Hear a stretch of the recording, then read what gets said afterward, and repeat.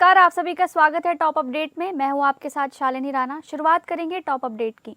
अयोध्या में SIR form को लेकर राजनीतिक विवाद तेज। सपा ने भाजपा पर वोट कटवाने की साजिश का आरोप लगाया है कि 90% बीएलओ प्रशिक्षित नहीं है। सपा नेता तेज नारायण पांडे पवन का दावा, भाजपा एसआईआर प्रक्रिया का दुरुपयोग कर पिछड़ों के वोट प्रभावित करना चाहती है। पवन के अनुसार निर्वाचन आयोग 2003 की पुरानी और त्रुटिपूर्ण सूची के आधार पर फॉर्म भरवा रहा है। सूची में नाम, पिता का नाम, मोहल्ला सहित कई विवरण गलत हैं, जिससे सत्यापन की दिक्कतें आ रही हैं। पवन ने बताया, अपनी और परिजनों की जानकारी दर्ज की, लेकिन पोर्टल पर नॉट फाउंड दिखा। अयोध्या का पूरा मैप उपलब्ध नहीं है। कई लोग ऑनलाइन जानकारी फीड ही नहीं कर पा रहे हैं। उनका दावा, 80% मतदाताओं को ये भी नहीं पता है कि उनका फॉर्म सही भरा गया है या नहीं, जिससे भ्रम बढ़ रहा है। आरोप यह है कि कई बीएलओ अपना कार्य भाजपाई कार्यकर्ताओं को सौंप रहे हैं, जिससे मनमाने तरीके से वोट काटने की आशंका है। सूची में पुरुषों को महिला बना दिया गया है, जातियां बदल दी गई हैं और कई मतदाताओं के नाम दूसरी विधानसभा में दर्ज मिले हैं। सपा ने मांग की, कर्मचारियों की संख्या बढ़ाई जाए, प्रक्रिया 3-5 महीने बढ़े और घर घर फॉर्म भरकर रसीद दी जाए। किशनगंज में जेडीयू के विधायक गोपाल कुमार अग्रवाल ने एक गंभीर आरोप लगाया है। उन्होंने एक वीडियो जारी कर दावा किया है कि पश्चिम बंगाल में जारी एसआईआर के मद्देनजर बीते कई दिनों से संदिग्ध लोगों का आगमन लगातार ठाकुरगंज में हो रहा है। विधायक गोपाल अग्रवाल के अनुसार ये संदिग्ध लोग ई रिक्शा के माध्यम से अपने जीवन यापन का सामान लेकर बंगाल से किशनगंज पहुंच रहे हैं। उनके इस खुलासे ने सीमावर्ती क्षेत्र की सुरक्षा व्यवस्था पर गंभीर सवाल खड़े कर दिए हैं। वहीं जेडीयू विधायक के बयान पर पलटवार करते हुए किशनगंज सांसद डॉक्टर मोहम्मद जावेद आजाद ने कहा, घुसपैठिया कह देने से नहीं होता, उसका प्रमाण भी देना पड़ता है। वहीं सांसद मोहम्मद जावेद ने कहा कि सत्ता में आपकी सरकार है, फिर कैसे घुसपैठी शरण ले रहे हैं। छत्तीसगढ़ी समाज पार्टी के कार्यकारी अध्यक्ष अनिल दुबे ने आज प्रेस वार्ता को संबोधित किया। उन्होंने कहा, राज्य आंदोलनकारियों ने अपने घोषणा पत्र 1988 में नक्सली समस्या का समाधान बताया हुआ है।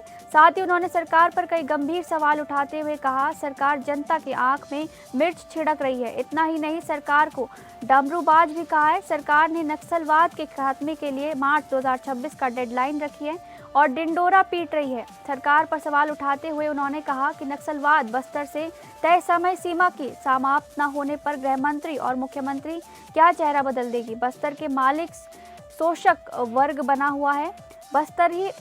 बस्तरिया शोषित की भूमिका में पहुंच चुका है। प्रदेश में आदिवासी मुख्यमंत्री के राज में आदिवासियों की जमीन हड़पी जा रही है।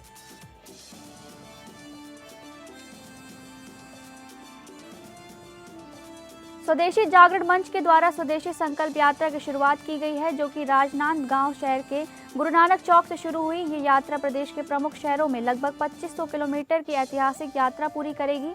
विधानसभा अध्यक्ष की मौजूदगी में हरी झंडी दिखाकर इसको रवाना किया गया है। इस दौरान पर्यटन मंडल के अध्यक्ष और अन्य पदाधिकारी मौजूद रहे। इसमें स्वदेशी अपनाने को लेकर लोगों को जागरूक किया जा रहा है। इसी दौरान विधानसभा अध्यक्ष डॉक्टर रमन सिंह ने कहा कि स्वदेशी जागरण मंच और कैट के स्वदेशी संकल्प यात्रा 2500 किलोमीटर छत्तीसगढ़ में 25 दिनों तक यात्रा करके स्वदेशी का उपयोग करने जन जन तक पहुंचेगी। राष्ट्र स्तर पर चल रहे अभियान का हिस्सा है। छत्तीसगढ़ में भी व्यापक रूप से इसकी शुरुआत आज राजनांदगांव में हुई है। यहाँ से चलते हुए ये यात्रा पूरे छत्तीसगढ़ का परिक्रमा का विषय यही है। स्वदेशी, स्वावलंबन और स्वराज और स्वाभिमान, ये 4 चीजें इसको जागृत करके स्थानीय वस्तुओं का उपयोग बढ़ाने को लेकर लोगों को जागरूक किया जाएगा। प्रधानमंत्री का आह्वान आगे बढ़ा है। ये यात्रा 25 दिनों तक जन जागृत करेगी। राजभवन देहरादून में आयोजित पुस्तक विमोचन समारोह में मुख्यमंत्री पुष्कर सिंह धामी के व्यक्तित्व और कृतित्व पर आधारित पुस्तक का औपचारिक लोकार्पण किया गया। कार्यक्रम के दौरान राज्यपाल लेफ्टिनेंट जनरल गुरमीत सिंह ने लेखिका संभावना पंत की प्रशंसा करते हुए कहा कि उत्तराखंड की बेटी द्वारा लिखी गई ये कृति ने न केवल एक नेता के जीवन, संघर्ष और मूल्यों को उजागर करती है, बल्कि युवा पीढ़ी के लिए प्रेरणा स्रोत भी है। राज्यपाल ने कहा कि पुस्तक में मुख्यमंत्री के जन्म, बाल्यकाल, पारिवारिक संस्कारों, फौजी परिवेश में बीते संघर्षों तथा जनसेवा की यात्रा का गहन शोध आधारित वर्णन किया गया है।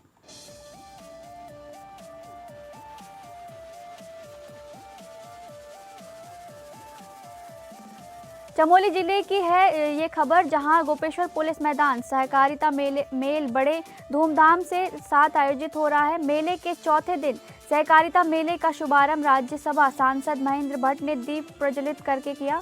सहकारिता मेले में पहुंचने पर कार्यकर्ताओं ने राज्यसभा सांसद और बीजेपी के प्रदेश अध्यक्ष का फूल मालाओं से जोरदार स्वागत किया।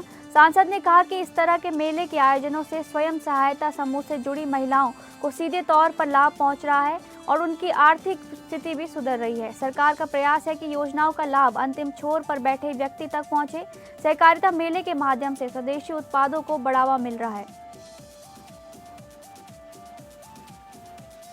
उत्तराखंड के राजभवन में उत्तराखंड एआई मिशन द्वारा आयोजित उद्भव 2025 कार्यक्रम का बीते काल भव्य आयोजन किया गया, जिसमें उत्तराखंड के राज्यपाल लेफ्टिनेंट जनरल गुरमीत सिंह शामिल हुए। कार्यक्रम की शुरुआत संविधान दिवस के अवसर पर शपथ ग्रहण और दीप प्रज्वलन के साथ की गई। इस दौरान राज्यपाल ने राज्य की पहली एआई पॉलिसी सॉफ्टवेयर लॉन्च की और कहा कि आज का समय आर्टिफिशियल इंटेलिजेंस का युग है। आने वाले वर्षों में एआई का व्यापक विस्तार होगा और इसके माध्यम से हर प्रकार की जटिल समस्या या समाधान संभव है।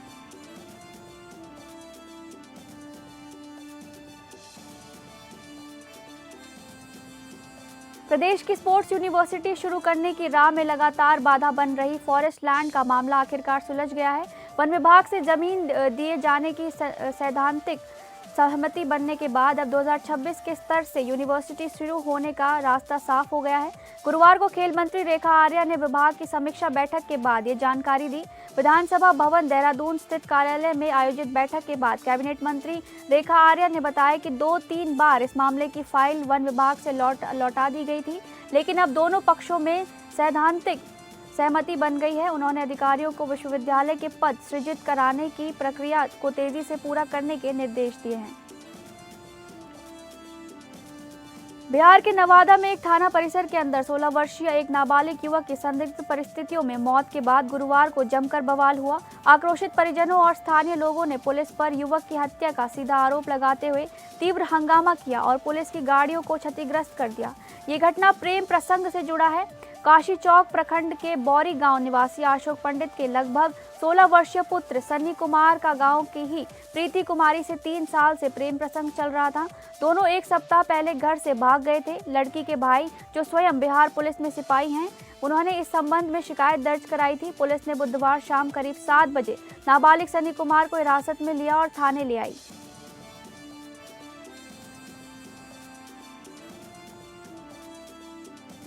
गरियाबंद जिले अंतर्गत खरीपथरा निवासी 12 साल का सोहन यादव, जो कक्षा 5वीं के छात्र ने फांसी के फंदा लगाकर आत्महत्या कर ली। आशंका जताई जा रही है कि पढ़ाई करने के बदले मौत का रास्ता चुना। परिजनों की माने तो सोहन थोड़ा जिद्दी प्रवृत्ति का था और स्कूल जाने के बदले उसने मौत का रास्ता चुना। इस घटना के बाद क्षेत्र में ये एक सनसनी का विषय बन गया है। पिता भुवने यादव की माने तो बच्चा ज्यादा जिद्दी प्रवृत्ति का था। परिजनों के द्वारा जब भी स्कूल जाने के बाद कहा जाती थी तो वो नाराज हो जाता था।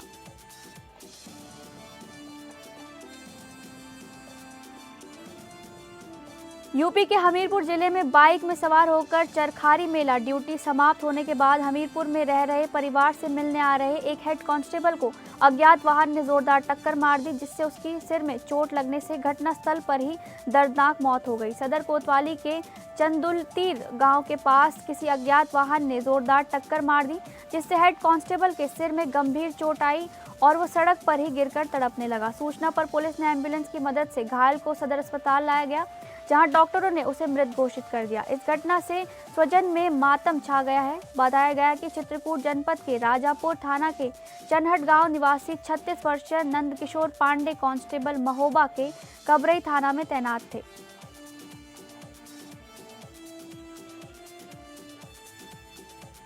यूपी के कौशाम्बी जिले के मझनपुर कोतवाली क्षेत्र के ऊनो गांव में गुरुवार सुबह एक तरफा प्यार में पागल युवक ने अपनी ही मौसी की बेटी की गोली मारकर हत्या कर दी। वारदात के बाद आरोपी अरुण कुमार मिश्रा मौके से फरार हो गया। घटना की जानकारी मिलते ही स्थानीय पुलिस व फॉरेंसिक टीम मौके पर पहुंचकर जांच में जुट गई। परिजनों के अनुसार दीपिका तिवारी की शादी मई 2023 में लखनऊ के दुबग्गा चौराहे निवासी शिवम तिवारी से हुई थी। 18 नवंबर 2025 को वह अपने 1.5 साल के बेटे मृदुल के साथ मायके ऊनो गांव आई थी। बताया जा रहा है कि उसका बेटा मायके में ही पैदा हुआ था, इसलिए मनौती के तहत यहां पूजा पाठ करने आई थी। शुक्रवार को ससुराल लौटने की तैयारी थी। मृतका की मां सुषमा देवी के मुताबिक गुरुवार सुबह करीब 6 बजे आरोपी अरुण कुमार उनके घर पहुंचा और उनके नाती मृदुल को बाइक से घुमाकर ले आया और वापस लेकर आया। करीब 8 बजे वह फिर घर के भीतर घुसा और अचानक तमंचा निकालकर दीपिका के सिर पर फायर कर दिया।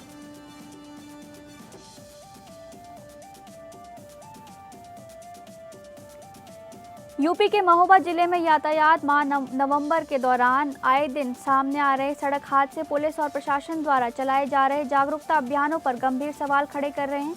आज फिर यात्रियों से भरा तेज रफ्तार ऑटो अनियंत्रित होकर रेलवे क्रॉसिंग बंद होने के चलते हाईवे किनारे खड़े ट्रक में पीछे से टकरा गया। हादसे में ऑटो सवार 3 महिलाओं सहित 10 यात्री घायल हो गए। घटना की सूचना मिलते ही मौके पर पहुंची पुलिस ने सभी घायलों को एम्बुलेंस की मदद से इलाज के लिए जिला अस्पताल में भर्ती कराया, जहां प्राथमिक उपचार के बाद 3 घायलों की हालत में सुधार न होने पर डॉक्टरों ने उन्हें हायर सेंटर रेफर कर दिया है, जबकि अन्य सभी घायलों का इलाज जिला अस्पताल में चल रहा है। अयोध्या शहर के चौक से लेकर सुभाष नगर तक चला अतिक्रमण अभियान। नगर निगम परिवर्तन दल एवं कोतवाली नगर की संयुक्त टीम के साथ चल रहा अतिक्रमण हटाओ अभियान। परिवर्तन दल प्रभारी कैप्टन वीके सिंह, कोतवाली प्रभारी अश्विनी पांडे के नेतृत्व में चलाया जा रहा है यह अभियान। वहीं परिवर्तन दल प्रभारी कैप्टन वीके सिंह ने बताया कि हर समय जाम की स्थिति बनी रहती है, जिससे लोगों को मार्केट में पैदल चलने में दिक्कतों का सामना करना पड़ता है। इसीलिए आज इन लोगों को हिदायत दी गई है कि सड़क पर अतिक्रमण ना करें, ठेला ना लगाएं, अन्यथा कल से आप लोगों के ठेलों की लोड करके चालान की कार्यवाही की जाएगी। और जो नगर निगम द्वारा इन लोगों का लाइसेंस बनाया गया है वो स्थायी नहीं है, वह चलने वाला लाइसेंस बनाया गया है। यह अभियान निरंतर चलता रहेगा।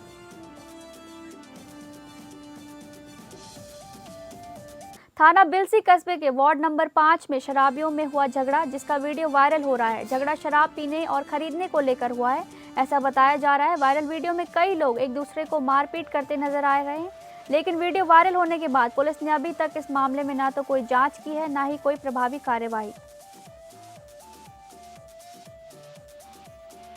बदायूं के थाना बिनावर क्षेत्रांतर्गत मोहम्मदपुर विहार कट के पास पुलिस चेकिंग के दौरान संदिग्ध लग रहे 3 व्यक्तियों को रोकने का प्रयास किया गया तो पुलिस टीम को लक्ष्य कर जानलेवा फायरिंग की गई। पुलिस टीम द्वारा आत्मरक्षक के लिए की गई जवाबी फायरिंग में एक बदमाश घायल हुआ। ग्राम निवासी सिकरौड़ी थाना बिनावर को मय गौकशी के उपकरण व अवैध शस्त्र समेत गिरफ्तार किया गया। उसके 2 अन्य साथी अंधेरे का फायदा उठाकर फरार हो गए।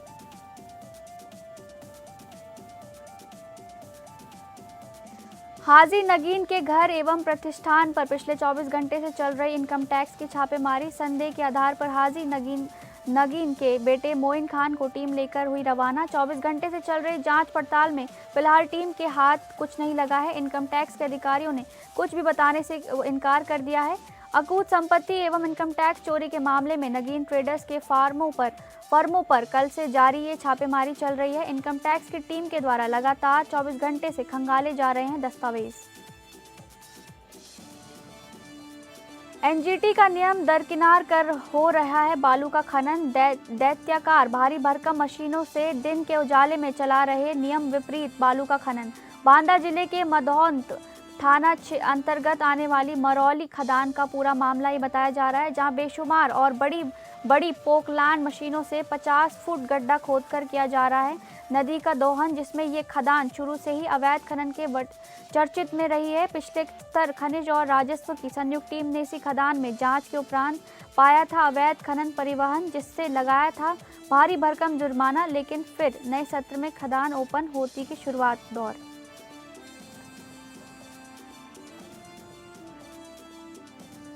यूपी के हमीरपुर जिले के राट कस्बे में आयोजित मुख्यमंत्री सामूहिक विवाह सम्मेलन में खाने के सामान की लूट के वीडियो सोशल मीडिया पर जमकर वायरल हो रहा है। वीडियो में जलपान और चिप्स के पैकेट लूटने के मामले में अज्ञात लोगों के खिलाफ मुकदमा दर्ज किया गया है। ये घटना मंगलवार को स्वामी ब्रह्मानंद विद्यालय के खेल प्रांगण में हुए कार्यक्रम के दौरान हुई। विवाह कार्यक्रम शुरू होते ही वहां मौजूद लोगों ने जलपान काउंटर पर भगदड़ मचा दी। इस दौरान आलू बड़े, चाय, चाउमीन और चिप्स के पैकेट सहित अन्य जलपान सामग्री लूट ली गई।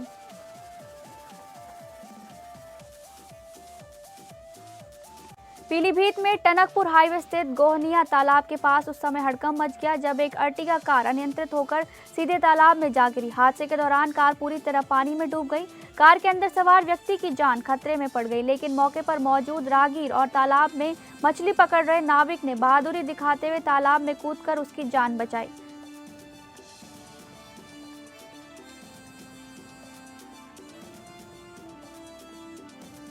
संभल हिंसा के मुख्य आरोपी शारिक साठा के खिलाफ 2 नई एफआईआर दर्ज की गई है। ये मामला एसआईटी प्रभारी राजनीश कुमार के तहरीर पर नखासा थाने में दर्ज की गई है। शारिक के खिलाफ ये कार्रवाई 25 अक्टूबर को बीएनएस की धारा 84 के तहत उद्घोषणा जारी होने के बावजूद न्यायालय में पेश न होने के कारण की गई है।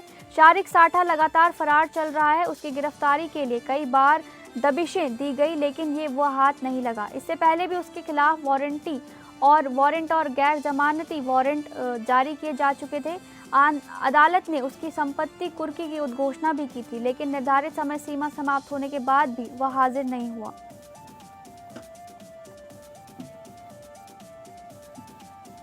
दुमका रेलवे स्टेशन के पास एक बड़ा ट्रेन हादसा टल गया। पैसेंजर ट्रेन संख्या 63081 जो रामपुर हाट से जसीडी तक जा रही थी। दुमका रेलवे स्टेशन के पास 2 बोगी बेपटरी हो गई। ओएचई इलेक्ट्रिकल पोल को भी उसने क्षतिग्रस्त कर दिया। ट्रेन की गति कम होने के कारण फिलहाल घायल की कोई सूचना नहीं है। रेलवे के वरीय अधिकारियों को स्टेशन प्रबंधक द्वारा सूचना दे दी गई है। फिलहाल आवागमन बाधित है। साहिबगंज तालझारी थाना क्षेत्र के मदन शाही बोहा मोड़ सतपुलवा के पास एक 30 वर्षीय व्यक्ति का शव मिलने से इलाके में सनसनी फैल गई। स्थानीय पुलिस के अनुसार प्रारंभिक जानकारी में ये बात सामने आई है कि मृतक की हत्या की गई है। आशंका जताई जा रही है कि किसी ने पत्थर से वार कर उसकी हत्या की है। स्थानीय लोगों के द्वारा घटना की सूचना तालझारी पुलिस को दे दी गई है। घटनास्थल पर पहुंची तालझारी पुलिस ने प्राथमिक जांच में मृतक की पहचान मदन शाही गांव का रहने वाला धनसर मुंडा का पुत्र बचन मुंडा के रूप में की गई है।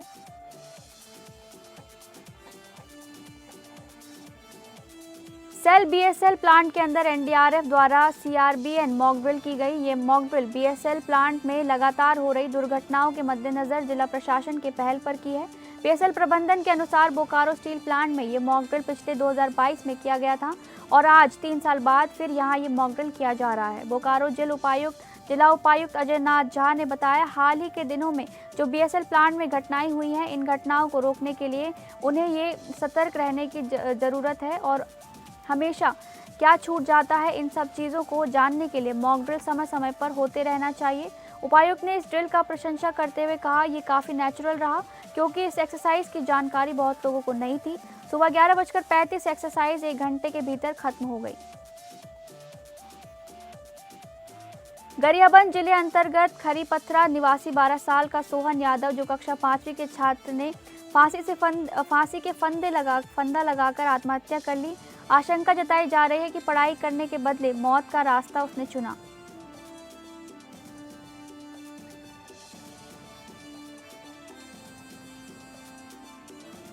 फिलहाल टॉप अपडेट में बस इतना ही। नमस्कार।